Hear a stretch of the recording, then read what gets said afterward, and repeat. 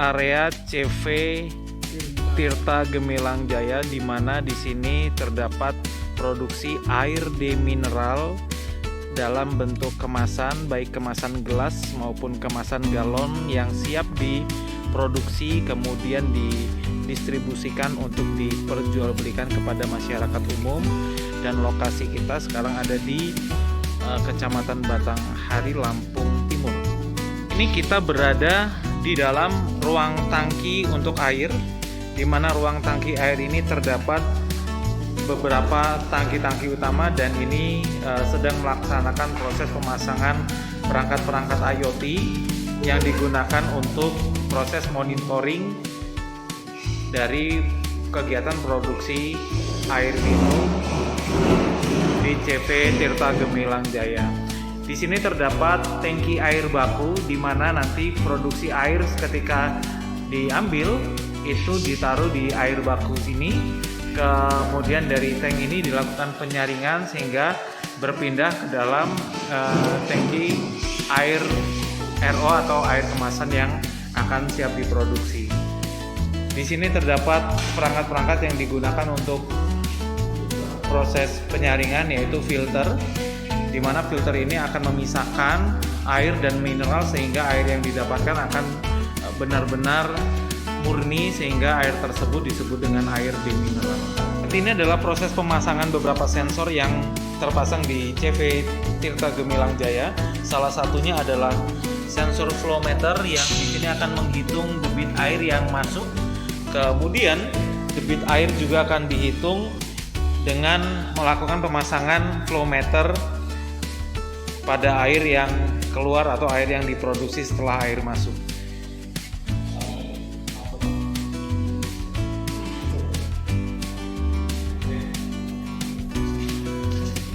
Ya, kedua sensor tersebut dipasang untuk dapat mengetahui jumlah debit air yang masuk maupun yang keluar untuk siap diproduksi.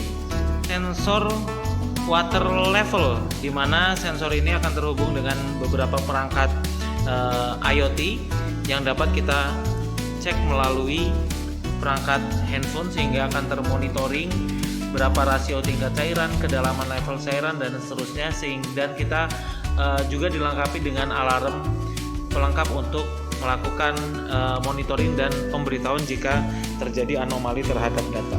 Selanjutnya kita memasuki ruang untuk memproduksi air, di mana air yang sudah dilakukan proses filterisasi dan mendapatkan air yang murni kemudian akan dialirkan ke dalam sebuah mesin dispenser, di mana mesin ini nanti akan memasukkan air-air tersebut ke dalam kemasan yang siap minum atau siap produksi dan siap dipasarkan.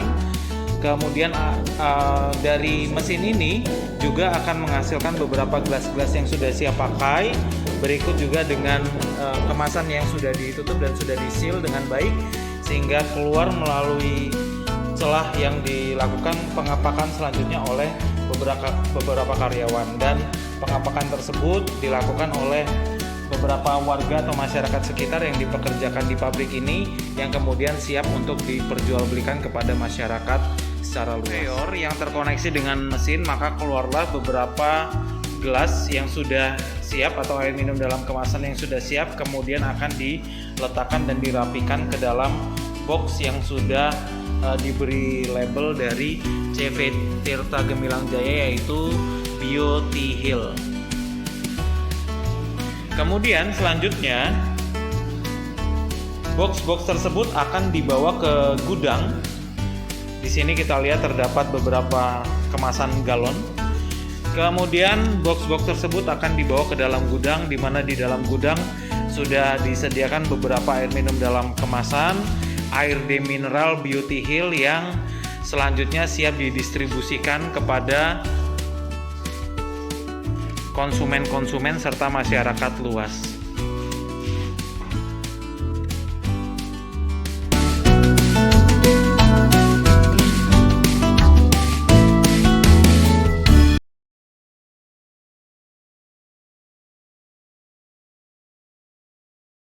Pak Apriyadi bisa memperkenalkan diri dulu. Perkenalkan, nama saya Apriyadi, Kepala Bagian Produksi CV Tirta Gemilang Jaya. Bagaimana pendapat Anda dengan kerjasama antara PT Tirta Gemilang Jaya dengan Universitas Bandar Lampung? Sangat-sangat sekali karena pabrik kami mendapatkan bantuan sentuhan teknologi agar dapat berkembang sesuai perkembangan teknologi. Apa yang telah dikerjakan oleh tim dari UBL? Tim UBL telah memasang flow meter, pengukur level air di tangki, dan sistem monitoring sensor berbasis IoT ya. Apa hasil yang diharapkan dengan kerjasama ini?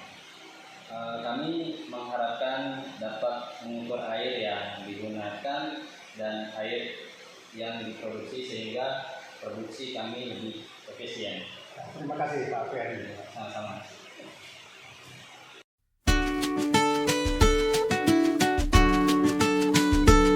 Assalamualaikum warahmatullahi wabarakatuh.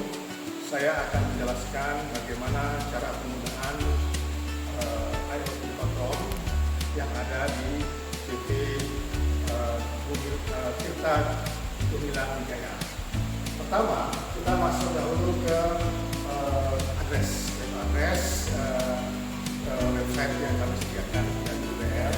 Kemudian kita masuk login ya ke admin dengan password ya.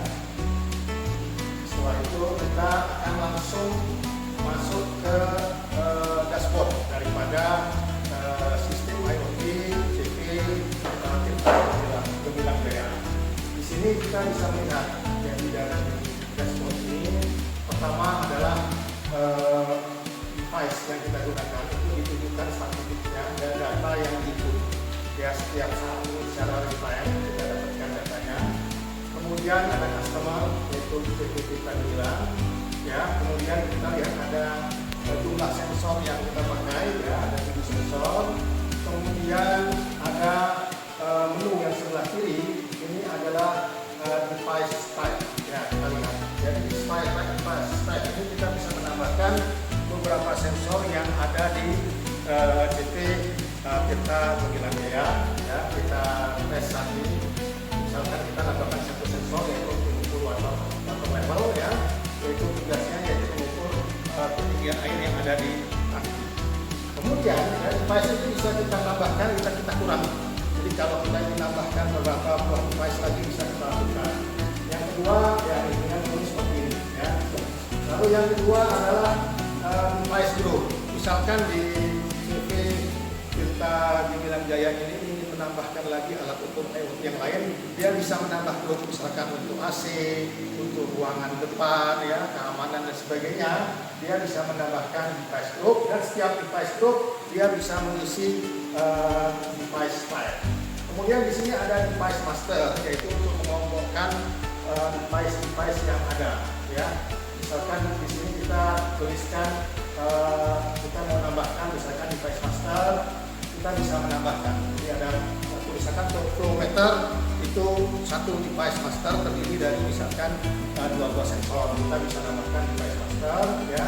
Lalu kita bisa nge-set device value-nya, misalkan untuk device value-nya adalah nilai yang kita dapatkan ya secara real time dari sensor yang akan masuk ke database. Kita bisa tampilkan di sini. Kemudian kita bisa set juga baik satuan maupun nilainya sesuai dengan kalibrasi yang kita buat. Kemudian ada lagi tentang hasilnya ya, ini hasilnya bisa kita lihat, dia akan muncul secara historik ya. Kemudian dari historik ini bisa kita evaluasi. Misalkan dia untuk ketinggian air itu melebihi batas atau kekurangan, maka nanti akan memilih dari sistem ini akan mengirimkan warning dan mengirimkan SMS ke handphone kita. Nah, ini adalah contohnya bagaimana secara real time ketinggian air itu bisa kita lihat hasilnya. Oke, saya rasa mungkin cukup sekian ya, tinggal kita gunakan, kita tambahkan nanti sensor-sensor yang lain. Terima kasih. Wassalamualaikum.